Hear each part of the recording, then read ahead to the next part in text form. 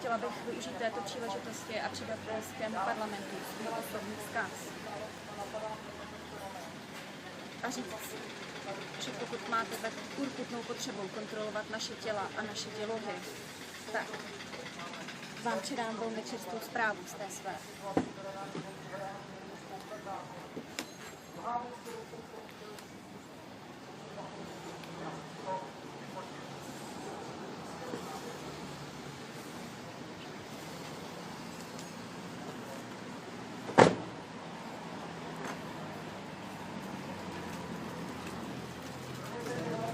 Děkuji za asistenci. Já naopak budu velmi politická.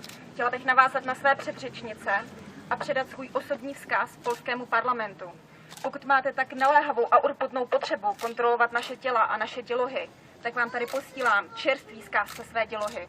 To je můj čerstvě vytažený menstruační tampon a k němu hodlám připnout svůj vzkaz. Moje tělo, moje volba, naše těla, naše volby.